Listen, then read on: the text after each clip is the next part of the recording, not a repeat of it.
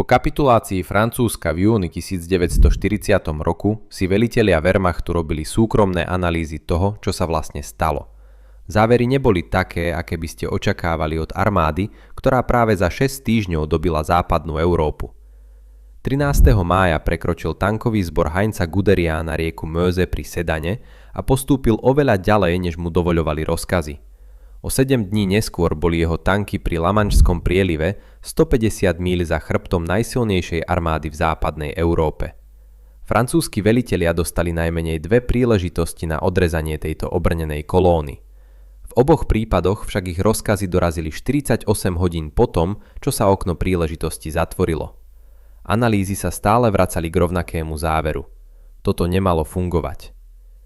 Vysokí dôstojníci Wehrmachtu si v súkromí hovorili, že Francúzsko urobilo chyby, ktoré Nemecko nemalo právo očakávať a že rovnaká operácia proti kompetentnému protivníkovi by zlyhala. Mali pravdu.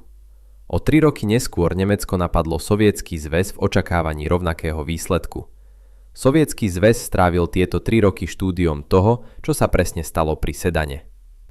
Slovo blesková vojna sa nevyskytuje v jedinom operačnom rozkaze Wehrmachtu z celej vojny. Nemci to, čo robili, nazývali manévrovou vojnou. A tento koncept nebol nový. Siahal hlboko do pruskej vojenskej doktríny až k Helmutovi von Moltkemu v 60. rokoch 19.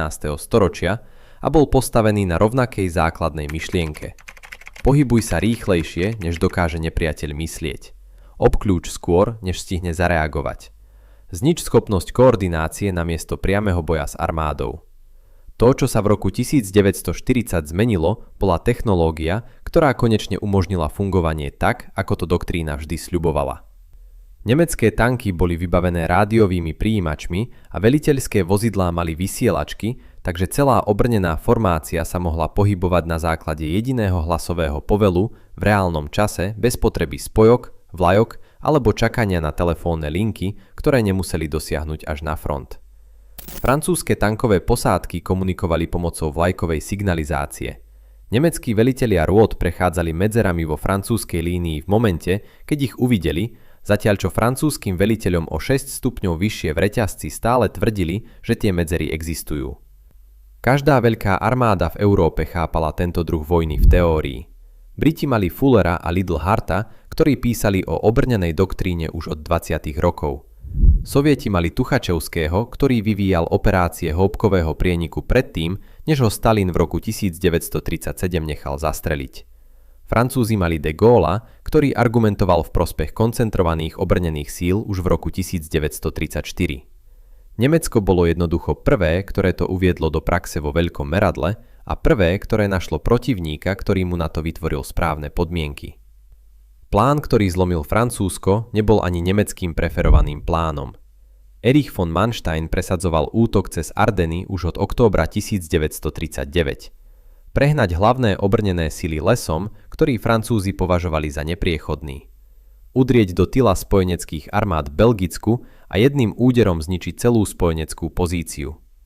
Generálny štáb to odmietol ako bezohľadné. Halder nechal Mansteina preveliť na velenie pešieho zboru, aby ho dostal z diskusie. Potom v januári 1940 núdzovo pristálo v Belgicku lietadlo dôstojníka štábu Luftwaffe, ktorý mal pri sebe kópiu pôvodného konvenčného plánu. Spojenci dokumenty získali. Keďže bol pôvodný plán kompromitovaný, Manstein dostal svoje stretnutie s Hitlerom. 17. februára Hitler prehlasoval Haldera. Ardeny boli prijaté. Stratégia, ktorá dobila západnú Európu za 6 týždňov, bola návrh, ktorý nemecký generálny štáb mesiace odmietal a schválil ho pod tlakom len preto, že havarované lietadlo vynútilo rozhodnutie. Dokonca aj Manstein očakával, že prechod cez Sedan bude trvať týždne drvivej rezistencie. To, čo mu francúzske velenie v skutočnosti poskytlo, bolo niečo úplne iné. Francúzska armáda mala v máji 1940 viac tankov než Nemecko, viac mužov a lepšie jednotlivé obrnené vozidlá. Char B1 prevyšoval a mal silnejšiu výzbroj než čokoľvek v nemeckom inventári. Jeden z nich, menom Eure, ktorému velil kapitán Pierre Billot pri dedine Ston 16. mája, prežil 140 zásahov nemeckými tankami Panzer a zničil 13 z nich. 11 Panzer trojok a 2 Panzer štvorky bez toho, aby jediný projektil prenikol jeho pancierom. Mal tiež jednomiestnu väžu, čo znamenalo, že veliteľ súčasne nabíjal, mieril, strieľal a velil tanku. Najlepšie obrnené vozidlo na oboch stranách obsluhoval jeden muž, ktorý robil 4 práce naraz. Guderiánove obrnené sily začali prekračovať rieku Meuse 14. mája. Do 20. mája boli jeho tanky pri Lamanšskom prielive a najsilnejšie spojenecké armády boli uväznené v Belgicku, odrezané od Francúzska, od svojich zásobovacích línií aj od seba navzájom. Celá spojenecká strategická pozícia bola zničená za 6 dní. Kampaň bola blízko k zlyhaniu ešte predtým, než sa tam dostala. Medzi Guderiánovými čelnými tankami a nasledujúcou pechotou boli medzery v otvorenej krajine, odkryté krídla, zásobovacie línie boli tenké a hrot útoku uháňal vpred bez akejkoľvek ochrany na bokoch.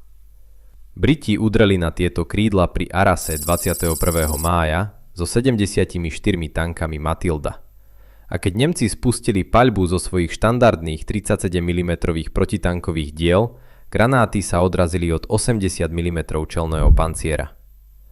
Rommel osobne nasmeroval svoje 88 mm protilietadlové delá do línie priamej paľby, pretože to boli jediné zbrane, ktoré mal a ktoré mohli zastaviť to, čo sa na neho valilo.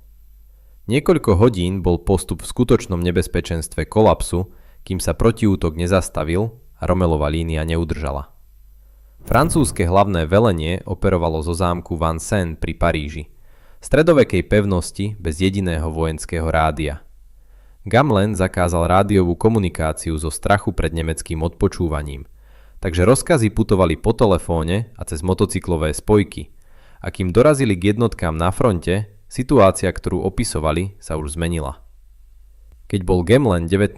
mája nahradený Weigendom, počas núdzového odovzdania velenia uprostred kolabujúcej bitky, systém spojok, ktorý vybudoval, zostal na mieste.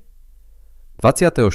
mája vydal Rundstedt rozkaz na zastavenie, obávajúca vyčerpaných obrnených síl a odkrytých krídel po šoku pri Arrase.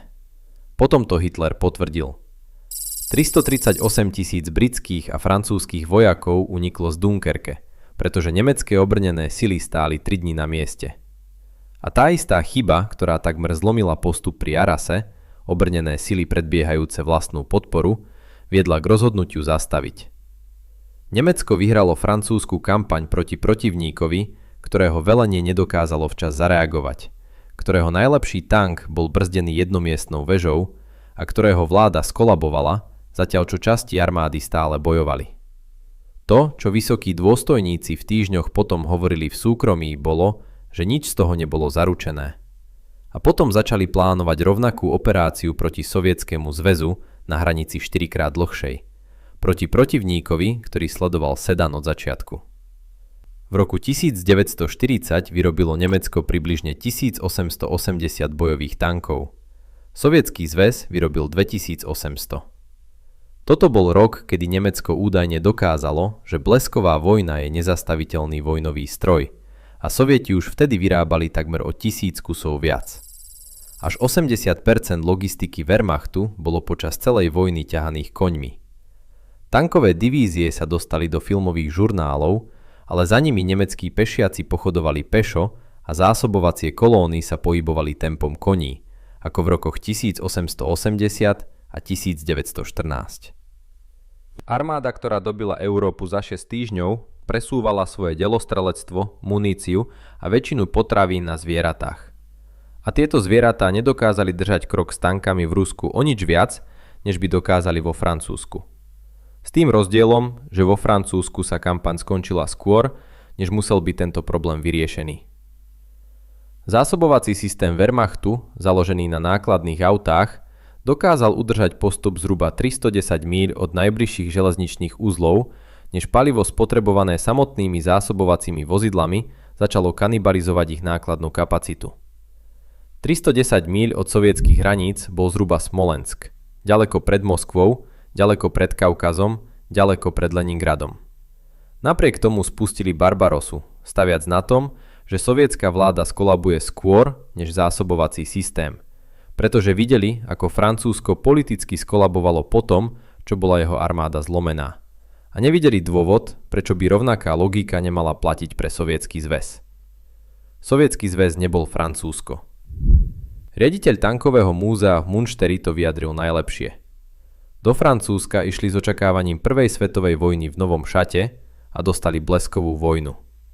Do Ruska išli s očakávaním bleskovej vojny a dostali prvú svetovú vojnu v Novom Šate. Barbarossa sa začala 22. júna 1941 s 3 armádnymi skupinami, 3 miliónmi mužov a rovnakými operačnými princípmi, ktoré zničili Francúzsko za 6 týždňov. Pohraničné bitky boli obrovskými nemeckými víťazstvami. Červená armáda stratila 2000 tankov v prvom týždni, 4000 v prvom mesiaci, 3 milióny zajatcov do októbra. Wehrmacht sa priblížil na dostrel delostrelectva k Moskve. Sovietsky zväz neskolaboval. Plán závisel od rýchlosti. Rozhodujúci politický kolaps v priebehu 8 až 10 týždňov, rovnaký časový rámec, aký potrebovalo Francúzsko. Do polovice júla bolo Nemecko už v sklze a Sovietsky zväz neustále generoval rezervy, o ktorých plánovači neverili, že existujú. Divízie, ktoré boli zničené, sa o týždne neskôr objavili s novým vybavením. Stalin neevakuoval Moskvu. Zostal v Kremli, popravil veliteľov zrúteného západného frontu za zbabelosť a katastrofálne zlyhanie a poslal všetky dostupné rezervy na západ. Na sovietských hraniciach narazil Wehrmacht na fyzickú stenu, s ktorou úplne nepočítal. Západoeurópske vlaky jazdili na štandardnom rozchode koľají 1435 mm. Sovietske trate mali rozchod 1524 mm a každá tona munície, paliva a potravín musela byť na hraniciach ručne preložená medzi týmito dvoma systémami, zatiaľ čo front sa naďalej posúval na východ. Cesty sa v októbri zmenili na blato a v novembri zamrzli. Tankové divízie, ktoré prešli Francúzsko 30 míľami za deň, dostávali prídel paliva na 10. Wehrmacht dosiahol predmestia Moskvy a zastavil sa 310 míľ za miestom, kam mohol dosiahnuť zásobovací systém. Bleskovej vojne došla cesta pred Moskvou. Ale Sovieti strávili 6 mesiacov prehrávaním každého veľkého stretu a veľmi pozorne sledovali, ako bol každý z nich prehraný. Američania strávili 3 roky štúdiom toho, čo Nemecko urobilo pri Sedane. Frank Capra o tom v roku 1943 natočil film. Vojenský dôstojník, stojaci pred animovanou mapou, vysvetľoval nemeckú techniku s mechanickou presnosťou. Mal pravdu o mechanike, mýlil sa v tom, čo znamenala. Sovieti na to prišli bojom. Medzi rokmi 1941 a 1943 sa sovietske pokusy o rozsiahle mobilné protiútoky opakovane zrútili do katastrofálnych obkľúčení, pretože dôstojnícky zbor, ktorý Tuchačevský vycvičil predtým, než ho Stalin očistil, bol preč a mladší velitelia sa učili operácie kombinovaných druhov vojsk pod paľbou za obrovské náklady. Ale to, čo sa učili, bolo špecifické. Nemecký prístup závisel výlučne od koncentrácie síl v jednom bode a prielomu skôr, než obranca stihol zareagovať. Prestalo to fungovať v momente, keď sa Červená armáda naučila držať mobilné rezervy v dosahu miesta, kde prišlo k prielomu. Sovietskou odpoveďou bolo zaútočiť na 5 alebo 6 bodoch súčasne, naprieč frontom príliš širokým na to, aby ho nemecké rezervy pokryli. Sústrediť delostrelectvo na všetky z nich a potom vrhnúť všetko tam, kde sa skutočne otvoril prielom. Nemci sa nemohli koncentrovať proti jednému bodu, keď bolo 6 ohrozených naraz. K tomu pridali maskirovku. Celé armádne skupiny sa presúvali v noci. Rádiové jednotky vysielali falošné signály z prázdnych pozícií. Falošné tankové parky boli postavené, zatiaľ čo sa skutočná koncentrácia zhromažďovala inde, takže nemecké rezervy boli očerpané zo zlého sektora, aby čelili útoku, ktorý nikdy neprišiel, a skutočný útok zasiahol líniu, ktorá bola práve vyprázdnená. Operácia Bagration, jún 1944. 6 súčasných ofenzív hlbokých takmer 200 míľ, skupina armád Stred, najsilnejšia nemecká formácia na východnom fronte, bola zničená za 3 týždne. 28 divízií prestalo existovať. Sovietsky zväz zabil za tie 3 týždne viac nemeckých vojakov, než Nemecko stratilo v celej francúzskej kampani. Do roku 1944 Američania používali rovnaký prístup pri Saint-Lô a operácii Cobra, Briti pri Falaise. Každá armáda, ktorá študovala, čo Nemecko urobilo v roku 1940, sa naučila replikovať to v rozsahu, ktorému Nemecko nedokázalo čeliť. Proti armáde, ktorá vtedy už nemala palivo na reakciu ani rezervy na absorbovanie ďalšieho úderu. Doktrína, ktorú Nemci nikdy nepomenovali, bola dekódovaná, replikovaná a obrátená proti ním. Nemecko išlo do Francúzska a zistilo, že kombinované druhy vojsk, rýchlosť a zlomené francúzske velenie vytvorili niečo, prečo svet ešte nemal meno. Išlo do Ruska v očakávaní, že to zopakuje a našlo protivníka, ktorý strávil 3 roky zisťovaním, ako presne sa to urobilo. Nemecká armáda, ktorá dobila Európu v roku 1940, nebola nezastaviteľným strojom, ktorý opisuje legenda. Bola to armáda, ktorá raz našla správne podmienky. Protivníka, ktorý nedokázal včas zareagovať. Plán prijatý pod tlakom, pri ktorom ani jeho autor neočakával, že bude fungovať tak, ako fungoval. Politický kolaps, ktorý ukončil boje skôr, než musela byť strategická situácia vyriešená. Tieto podmienky sa nezopakovali. Blesková vojna nebola doktrína. Bol to moment. Zvyšok sveta strávil vojnu učením sa, ako si ho vziať späť.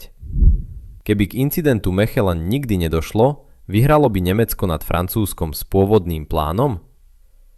Napíšte nám do komentárov, aký je váš názor. Ďakujeme za sledovanie.